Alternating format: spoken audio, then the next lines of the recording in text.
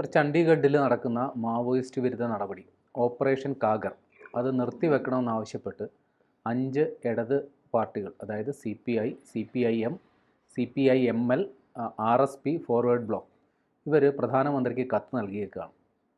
എന്താണ് ഇങ്ങനൊരു കത്ത് നൽകേണ്ട അതിനുള്ളൊരു അർഹത ഇവർക്കുണ്ടോ? എന്താണ് അതിൻ്റെ കാരണം? ഈ ജനാധിപത്യ സംവിധാനത്തിൽ അതിന് വിരുദ്ധമായി പ്രവർത്തിക്കുന്ന ഒരു നിലപാടാണ് എപ്പോഴും മാവോയിസ്റ്റ് സംഘടനകൾ സ്വീകരിച്ചിട്ടുള്ളത്. ഇപ്പോൾ കേരളത്തിൽ മാവോയിസ്റ്റ് പ്രസ്ഥാനങ്ങൾ സജീവമായിരുന്നൊരു കാലഘട്ടമുണ്ട്. അതിൻ്റെ ഭാഗമായി കേരളത്തിൻ്റെ രാഷ്ട്രീയത്തിൽ അവർക്കൊരു കാലഘട്ടത്തിൽ വലിയ സ്വാധീനം കൽപ്പിക്കപ്പെടുകയും ഒരു ഭയപ്പാടോടുകൂടി ജനങ്ങളൊരു കാലഘട്ടത്തിൽ കേരളത്തിൽ പുറത്തിറങ്ങാൻ രാത്രികാലങ്ങളിൽ ഭയപ്പെടുന്നൊരു കാലഘട്ടമൊക്കെ ഉണ്ടായിരുന്നു, പ്രത്യേകിച്ച് വയനാട് ജില്ലയിൽ, മലയോര ജില്ലകളിലൊക്കെ. അപ്പോൾ കേരളമടക്കമുള്ള സംസ്ഥാനങ്ങൾ ഈ മാവോയിസ്റ്റ് ഭീഷണിയിൽ നിന്ന് ഒരു കാലത്തും മുക്തമായിട്ടില്ല എന്നുള്ളതാണ്. ഉത്തരേന്ത്യൻ സംസ്ഥാനം ഇപ്പോൾ ഛത്തീസ്ഗഡിലാണെങ്കിലും അതുപോലെയുള്ള പല സംസ്ഥാനങ്ങളിലും, നേരത്തെ ബീഹാറിൻ്റെ ഭാഗം, ഉത്തർപ്രദേശിൻ്റെ ഭാഗം, മധ്യപ്രദേശിൻ്റെ ഭാഗം ഒക്കെയുള്ള പല ജില്ലകളിലും, പ്രത്യേകിച്ച് ഏകദേശം 18ഓളം ജില്ലകൾ മാവോയിസ്റ്റ് ഭീഷണിയുടെ ഭാഗമായി നിലനിന്നിരുന്ന സംസ്ഥാനങ്ങളാണ്. അതൊക്കെ വ്യത്യസ്തമായിട്ടുള്ള സംസ്ഥാനങ്ങളിലായിട്ട്.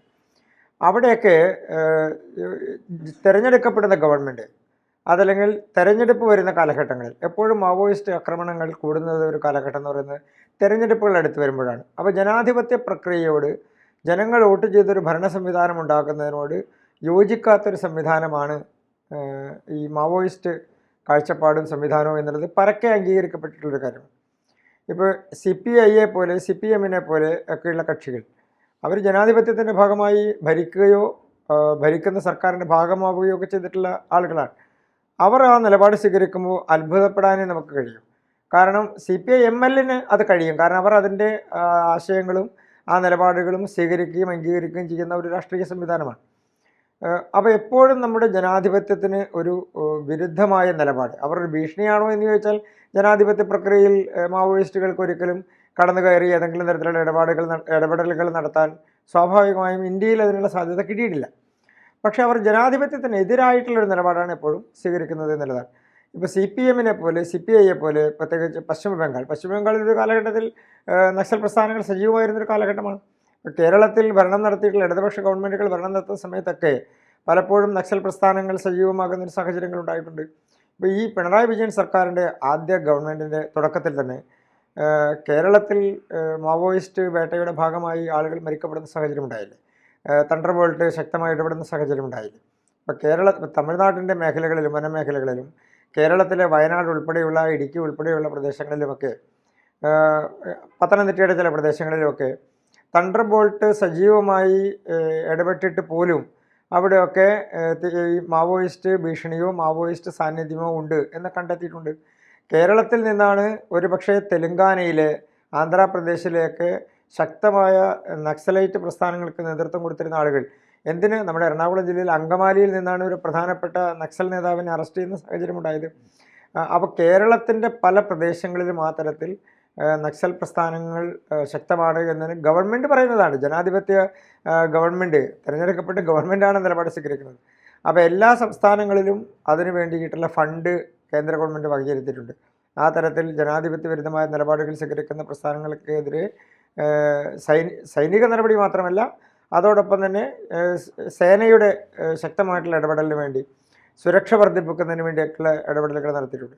ഇപ്പോൾ വയനാട് ജില്ലയിൽ പല പ്രദേശങ്ങളിലും ആ തരത്തിലുള്ള സാന്നിധ്യം കണ്ട സമയത്ത് തണ്ടർബോൾട്ട് ഇടപെടുകയും അതിൽ തെരച്ചിലുകൾ നടക്കുകയും എത്രയോ ദിവസങ്ങൾ അതിൻ്റെ പിടിയിലായിരുന്നു കേരളം.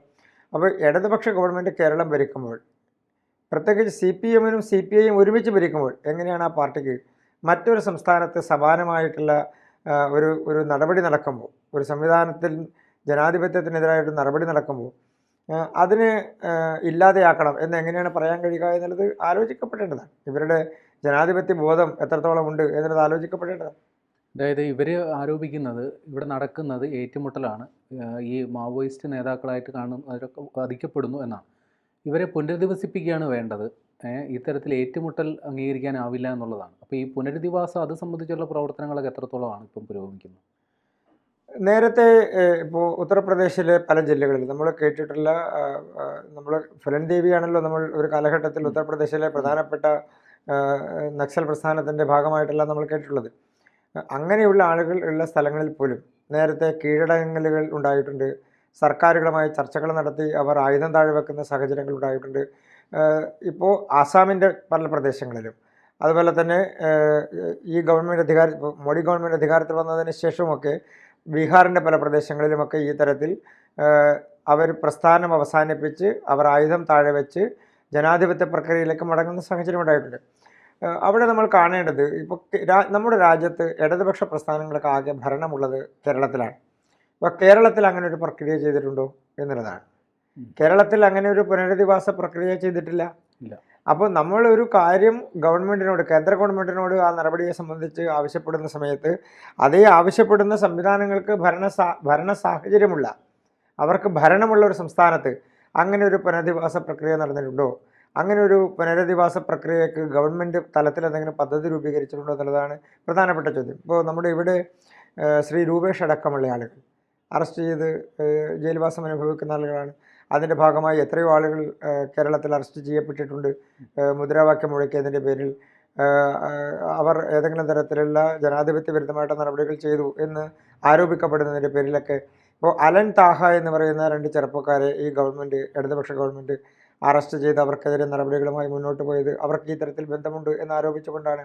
അവർക്ക് മറ്റേതെങ്കിലും ഒരു രാഷ്ട്രീയ പാർട്ടിയുമായി ബന്ധമുണ്ട് എന്നാരോപിച്ചുകൊണ്ടല്ല. അപ്പോൾ സ്വാഭാവികമായും ഈ തരത്തിൽ ആവശ്യങ്ങൾ ഉന്നയിക്കുമ്പോൾ കേരളത്തിൻ്റെ രാഷ്ട്രീയ സാഹചര്യവും കേരളത്തിലെ സമാനമായിട്ടുള്ള സാഹചര്യവും കൂടി ആലോചിക്കേണ്ടതാണ്. ഇപ്പോൾ അടുത്ത കാലത്ത് കേരളത്തിലും നക്സൽ പ്രസ്ഥാനങ്ങൾക്കെതിരെ പോലീസ് നടപടി സ്വീകരിച്ചിട്ടുണ്ട്. തണ്ടർബോൾട്ട് മാത്രമല്ല, പോലീസിൻ്റെ ശക്തമായ നടപടികൾ ഉണ്ടായിട്ടുണ്ട്. പോലീസ് സ്റ്റേഷനുകൾ കേന്ദ്രീകരിച്ചുകൊണ്ട് അത്തരത്തിലുള്ള നടപടികൾ ഉണ്ടായിട്ടുണ്ട്. അപ്പോൾ അതിൽ ഇടതുപക്ഷ ഗവൺമെൻറ്റിൻ്റെ നിലപാട് അതൊരു പൊതു രാഷ്ട്രീയ ദേശീയ നിലപാടിൻ്റെ അടിസ്ഥാനത്തിലാണ്. ഇപ്പോൾ ഇടതുപക്ഷം ഭരിക്കുന്നത് ആഭ്യന്തരമന്ത്രി ശ്രീ പിണറായി വിജയനാണ്. കേരളം ഭരിക്കുന്ന ഇടതുപക്ഷ ഗവൺമെൻറ്റാണ്. അവർ കേന്ദ്രത്തിൽ നിന്ന് ഇതിന് വകയിരുത്തിയിട്ടുള്ള ഫണ്ട് വേണ്ടാന്ന് വെച്ചിട്ടുണ്ടോ? ഞങ്ങൾ ഇങ്ങനെയൊരു നടപടി ചെയ്യാൻ വേണ്ടി ആലോചിക്കുന്നില്ല. കേരളത്തിലെ ഇടതുപക്ഷ ഗവൺമെൻറ് CPM-ഉം CPI-യും അങ്ങനെ ഒരു നടപടിയുമായി കേന്ദ്രത്തിൻ്റെ നിലപാടിൻ്റെയോ അല്ലെങ്കിൽ രാജ്യത്ത് നടക്കുന്ന ഏതെങ്കിലും ഒരു നക്സൽ വിരുദ്ധ നിലപാടുകളുടെ ഭാഗമായിട്ടുള്ള അല്ലെങ്കിൽ ആ നടപടിക്ക് വകയിരുത്തിയിട്ടുള്ള ഫണ്ട് കേരള ഗവൺമെൻറ്റിന് വേണ്ട, കാരണം ഞങ്ങൾ ആ നടപടി ആലോചിക്കുന്നില്ല എന്ന് പറഞ്ഞിട്ടില്ലല്ലോ.